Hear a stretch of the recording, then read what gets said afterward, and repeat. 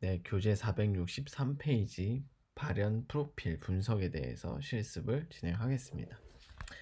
앞에서 수행한 서열 정렬과 발현량 산출을 지금까지 앞에서는 한 샘플에 대해서만 수행을 하였는데 이 과정을 동일하게 여러 샘플에서 수행한 결과를 이제 하나의 파일로 결합한 발현 프로필 파일을 만들 수가 있습니다. 이제 expression profile.txt 파일을 열어서 내용을 확인할 수가 있는데 이제 그림 4를 보시면은 다음과 같이 마이크로 RNA 발현 프로필 예제 데이터의 구조가 나타나져 있습니다. 실습에서는 500개의 마이크로 RNA에 대해서 6명의 샘플 데이터, 즉 3명의 정상군과 3명의 렁캔서군을 분석을 해보도록 하겠습니다. 이 값은 이제 실습을 위해서 임의의 발현값이 부여됐기 때문에 결과에서 너무 의미를 부여하시지 않으셨으면 좋겠습니다. 그러면 464페이지의 데이터 불러오기에 대해서 실습을 진행해 보도록 하겠습니다. 앞에서 터미널 창을 2개를 켰는데 두 번째 창, 즉 바플랏을 그렸던 창으로 돌아가셔서 여기 실행되고 있는 R 창에서 한번 코드를 입력해 보도록 하겠습니다. 교재 464페이지에 있는 첫 번째 코드를 한번 타이핑해 보도록 하겠습니다.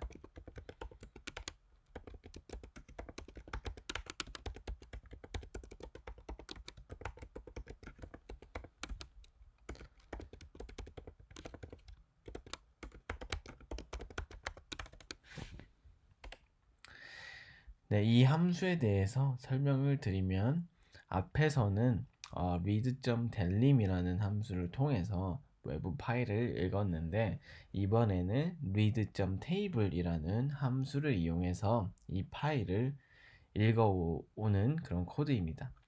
두 개의 차이점 같은 경우에는 read.dellim 같은 경우에는 구분자를 자동으로 탭으로 구분해주는 그런 장점이 있는 애고요. 이번에는 헤더 옵션도 여전히 true 옵션으로 줌으로써 입력 파일의 첫 행을 샘플의 아이디로 지정을 하고 마지막에 row.names 1 옵션은 이제 첫 번째 열에 있는 값을 각 마이크로 RNA 아이디로 사용한다는 그런 의미가 되겠습니다. 그래서 이 외부 파일을 읽은 것을 매트릭스 형태로 exp라는 변수에 저장을 시킨 거고요. 그렇다면 이 exp라는 변수는 즉 그 매트릭스는 행과 열의 개수가 어떻게 되는지 디멘션의 약자인 dim이라는 함수를 통해서 확인해 보도록 하겠습니다. 총 500개의 행이 존재하고 총 6개의 열로 존재하는 그런 매트릭스인 것을 알 수가 있고 이 매트릭스의 헤드 명령어를 통해서 출력을 해보도록 하겠습니다. 이렇게 되면 첫 번째 각 행의 id는 각 마이크로 RNA의 프리커서와 그에 따른 메이처 폼 id가 해당되어 있는 것을 알 수가 있고 그에 따른 정상군 3명과 환자군 3명의 각 환자마다 해당 마이크로 RNA의 발현량이 적혀져 있는 것을 알 수가 있습니다. 이와 같이 불러드린 데이터는 이제 샘플 아니면 실험군, 실험 날짜, 실험 방법 등을 고려하여 데이터 노멀라이제이션, 즉 정규화를 먼저 수행한 후에 분석하는 것이 원래는 맞는데 하지만 데이터 정규화 과정은 이번 실습의 범위를 벗어나기 때문에 이 데이터가 정규화 과정을 거친 데이터로 가정을 한 이후에 다음 실습을 계속 진행해 보도록 하겠습니다. 그렇다면 이제 이 데이터를 이용해서 과연 환자군과 정상군 사이에 차별 발현된 마이크로 RNA는 어떤 것인지 한번 검출해 보도록 하겠습니다. 마이크로 RNA의 이제 발현량의 차이는 T 검정을 통해서 두 군 간의 발현이 유의한 차이를 보이는지 검증할 수가 있습니다. 실습에서는 유의 수준을 0.1로 수행을 하였으며 모든 샘플의 발현량이 0인 마이크로 RNA도 있으므로 이제 t-테스트를 수행하지 않고 NA 즉 not applicable 즉 R에서 숫자로 인식을 하지 않는 결측치라고 하는데 이 결측치로 기록된 값을 제외하고 유의 수준 0.1 이하인 마이크로 RNA를 선별하도록 하겠습니다. 그렇다면 교재 464페이지 아래에 있는 코드를 한번 타이핑해 보겠습니다. 먼저 pValue라는 변수에 apply 함수를 이용해서 pValue 값들을 저장을 시켜 보도록 하겠습니다.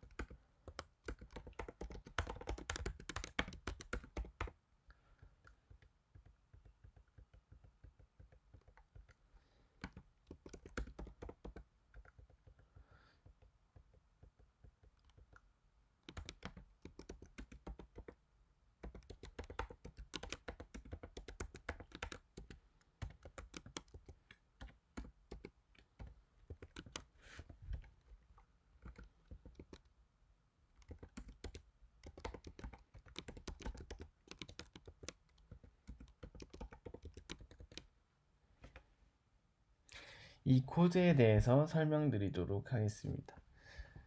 먼저 apply 함수는 이제 R에서 제공하는 기본적인 함수인데 apply 함수에 들어가는 옵션은 크게 세 가지가 있습니다.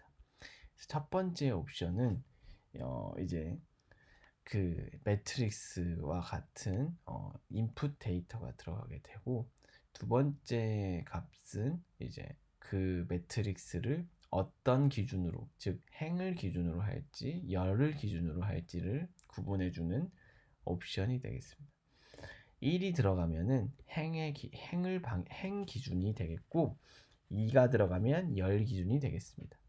그렇게 되면 저희는 1, 즉 행 기준으로 마이크로 RNA 단위로 어떤 함수를 적용시킨다는 그런 apply 함수가 되겠습니다.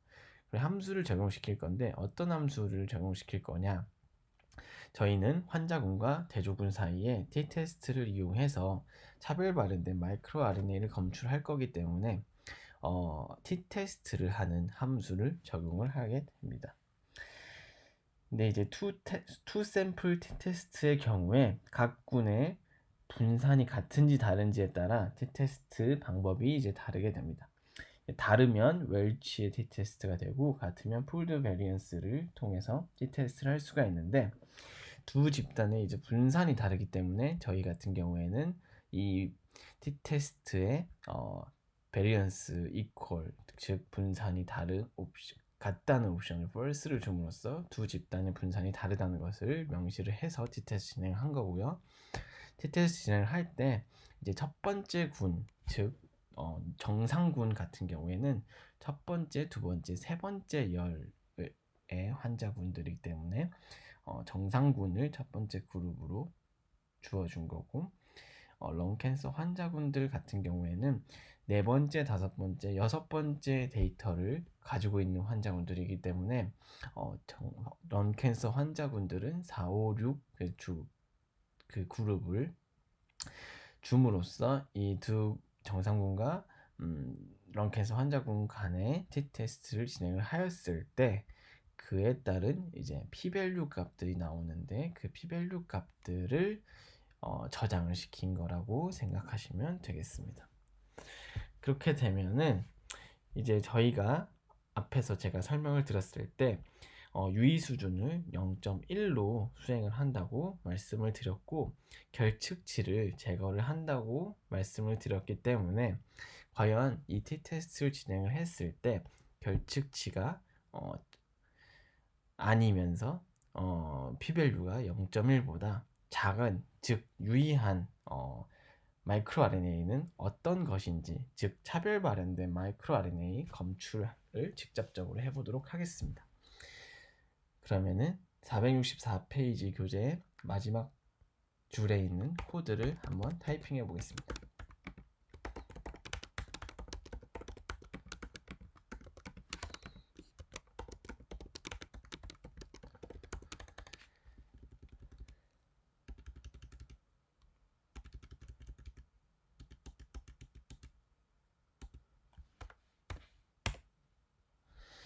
이렇게 되면은 이제 위치라는 함수를 통해서 그 저희가 받아온 p-value 값 중에서 0.1보다 작고 and이기 때문에 작고입니다.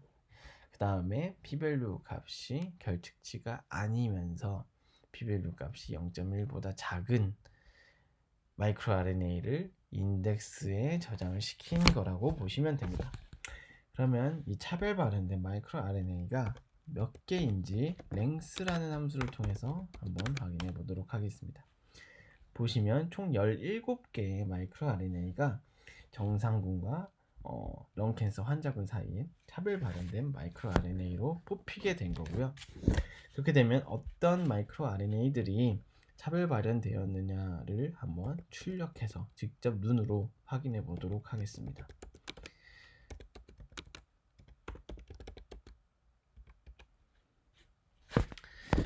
네, 이 데이터를 한번 확인해 보았을 때 다음과 같이 총 17개의 데이터가 총 17개의 마이크로 RNA가 유의하게 나온 것을 알 수가 있고, 이를 좀 시각화해서 보고 싶으면은 가장 기본적인 히트맵을 그려서 확인을 할 수가 있습니다. 한번 히트맵을 그려보도록 하겠습니다.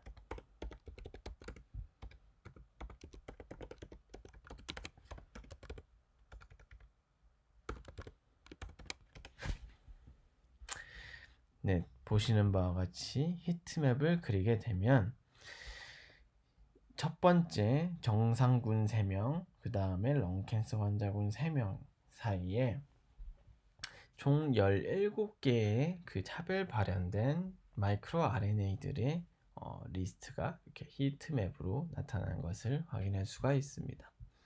그 중에서 첫 4개 정도는 정상군에서 좀 발현량이 많은 것을 보였고, 그 다음에 이 3개는 런캔서 환자군에서 좀 많은 발현량이 보인 것으로 이렇게 시각화를 할 수가 있습니다. 이번 영상은 여기까지 마무리하고 다음에 D-EASY2를 활용한 차별 발현 마이크로 RNA 분석에서 돌아오겠습니다.